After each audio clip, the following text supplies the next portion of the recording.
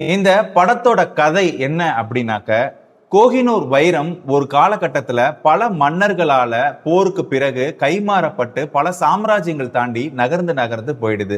So இந்த கோஹினூர் வைரத்தை எப்படி மீட்டு கொண்டு வர முடியும்? போர்னால கொண்டு வர முடியாது. அத ஒரு மிகப்பெரிய திருடன் தான் அதை திருடி கொண்டு வரணும் அப்படிங்கிறதுனால பவன் கல்யாண இந்த விஷயத்துல இறக்குறாங்க. பவன் கல்யாண் யாரு? அவர் எதனால அந்த வைரத்தை தேடி போறாரு? இதற்கு பின்னாடி உள்ள முடிச்சுகள்லாம் என்ன? அவுரங்கசீப்பை போய் அவரு ஏன் சந்திக்கணும்னு நினைக்கிறாரு?